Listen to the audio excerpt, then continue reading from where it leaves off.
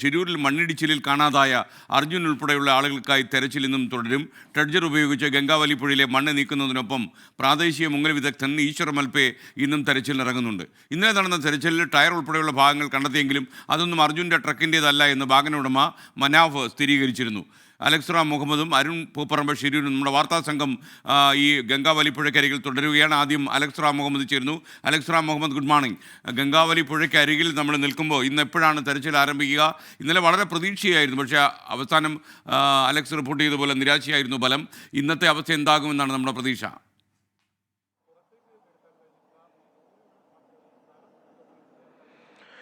Good morning.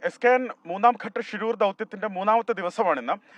വലിയ പ്രതീക്ഷയുണ്ട് ഈ തിരച്ചിലും ഈ മണ്ണ് നീക്കിയടക്കമുള്ള പരിശോധനയിലും എന്നുള്ളതാണ് ഇന്നത്തെയും പ്രധാനപ്പെട്ട കാര്യം ഇവിടെ ഒന്ന് പങ്കുവയ്ക്കാനുള്ളത്. അതിന്റെ പ്രധാനപ്പെട്ട കാരണം ഈ തിരച്ചിൽ, അതായത് കഴിഞ്ഞ 2-2.5 മാസമായി നടക്കുന്ന ഈ കാത്തിരിപ്പിനും തിരച്ചിലിന്റെ ഒക്കെ അന്തിമ ഘട്ടത്തിലാണ് നമ്മളെന്ന് ജില്ലാ ഭരണകൂടം ആവർത്തിച്ച് ഓർമ്മപ്പെടുത്തുന്നുണ്ട്.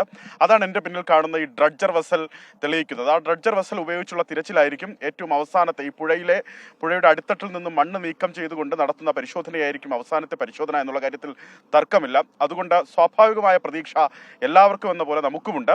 അത് അർജുൻ്റെ കുടുംബത്തിനുമുണ്ട് എന്നുള്ളതാണ് ഏറ്റവും പ്രധാനപ്പെട്ട കാര്യം. അർജുൻ്റെ കുടുംബം, അർജുൻ്റെ സഹോദരി, അതുപോലെ അർജുൻ്റെ സഹോദരിയുടെ ഭർത്താവ് അടക്കമുള്ള ബന്ധുക്കൾ ഇവിടെ ഇപ്പോഴും ക്യാമ്പ് ചെയ്യുന്നുണ്ടെന്നുള്ളതാണ്. അവർ അല്പസമയത്തിനകത്ത് അവർ ഇങ്ങോട്ടേക്ക് വരും. ഇവിടെ വന്ന് ഈ പ്രവൃത്തി അവർ നോക്കിയിരിക്കുന്നു. ഇന്നലെ നോക്കിയിരുന്നു, ഇന്നും അത് തുടരും എന്നവർ പറയുന്നുണ്ട്. ആ തിരച്ചിൽ കഴിയും വരെ ഇവിടെ തുടരുമെന്നാണ് അർജുൻ്റെ സഹോദരിയുടെ ഭർത്താവ് 24-നോട് വ്യക്തമാക്കിയത്.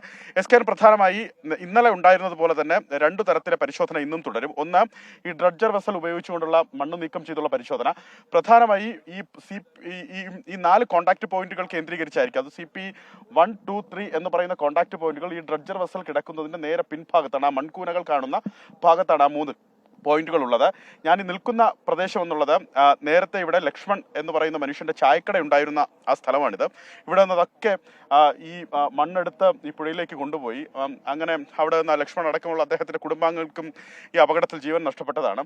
അങ്ങനെ ഒരു 4 പോയിന്റ് അവിടെ അടയാളപ്പെടുത്തിയിട്ടുണ്ട്. അത് ഈ നാവികസേനയുടെ സോണാർ പരിശോധനയിൽ, ഒപ്പം റിട്ടയർഡ് ജനറൽ ഇന്ദ്രപാലന്റെ പരിശോധനയിലൊക്കെ അവിടുത്തെ ആ പോയിന്റുകൾ കണ്ടെത്തിയിട്ടുണ്ട്. മറ്റൊന്ന്, നേരത്തെ നമ്മൾ ആ വാട്ടർമാർക്ക് ചെയ്തിരിക്കുന്ന CP4 എന്ന് പറയുന്ന പ്രധാനപ്പെട്ട പോയിന്റ്, കൂടുതൽ ലോഹ സാന്നിധ്യം കണ്ടെത്തിയത് അല്ലെങ്കിൽ സജീവമായ സാന്നിധ്യം കണ്ടെത്തിയത് അവിടെയാണ്. അതിനൊരു 30 മീറ്റർ ചുറ്റളവിലെ പരിശോധന ആണ് പ്രധാനമായി നടക്കുക. അത് മാത്രമല്ല, ഈശ്വർ മാൽപെ അദ്ദേഹത്തിന്റെ സ്വന്തം നിലയ്ക്ക് ഈ ഗംഗാവലിയുടെ അടിത്തട്ടിലേക്ക് ഇറങ്ങിയുള്ള പരിശോധന, അദ്ദേഹം ഇതിൽ മുങ്ങാങ്കുഴിയിട്ട് അതിന്റെ അടിത്തട്ടിൽ എന്തെങ്കിലും ഉണ്ടോ എന്ന പരിശോധന അദ്ദേഹവും നടത്തും. ഇന്നലെ അദ്ദേഹം അത്തരത്തിൽ നടത്തിയ പരിശോധനയിലായിരുന്നു ലോറിയുടെ ചില ഭാഗങ്ങൾ കണ്ടെത്തിയത്.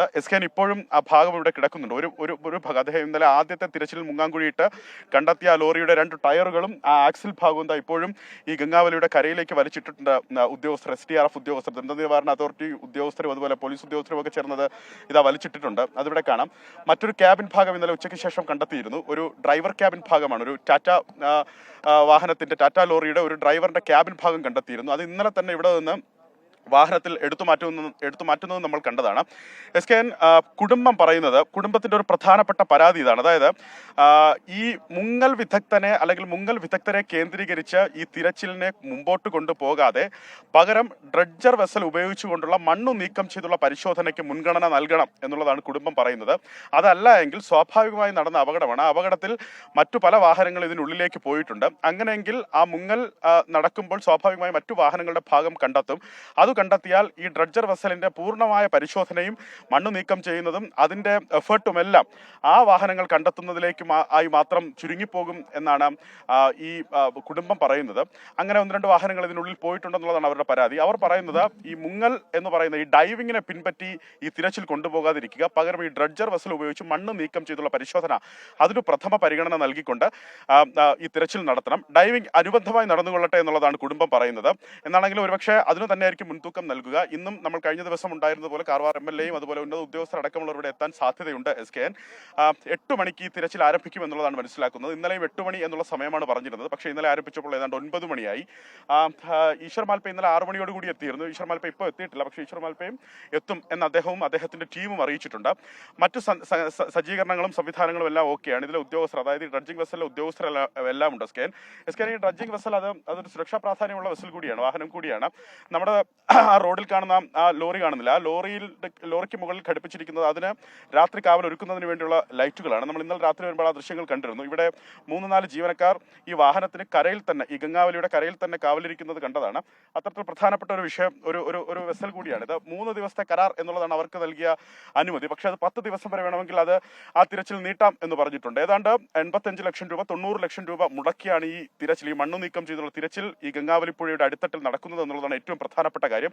അതുകൊണ്ട് എന്തെങ്കിലും സൂചന, അർജുനെ സംബന്ധിച്ചുള്ള എന്തെങ്കിലും സൂചന ലഭിക്കും ഇതിലെന്നുള്ളതാണ് അവരുടെ പ്രതീക്ഷ. പ്രത്യേകിച്ച് ഇപ്പോഴും അവർ ആവർത്തിച്ച് പറയുന്നത്, അത് വിദഗ്ധരടക്കം ആവർത്തിച്ച് പറയുന്നത്, കുടുംബമടക്കം ആവർത്തിച്ച് പറയുന്നത് CP4 പോയിന്റ്, അതായത് കോൺടാക്ട് പോയിന്റ് 4 കേന്ദ്രീകരിച്ചുള്ള ഈ ഡ്രഡ്ജിങ് നടക്കണം. അവിടെ നിന്ന് മണ്ണ് നീക്കം ചെയ്തുള്ള പരിശോധനയിൽ മാത്രമേ ഒരുപക്ഷെ അർജുന്റെ വാഹനത്തെ സംബന്ധിച്ചോ അർജുനെ സംബന്ധിച്ചോ ഒരു സൂചന ലഭിക്കുകയുള്ളൂ എന്ന് കുടുംബം ഉറച്ചു വിശ്വസിക്കുന്നുണ്ട്.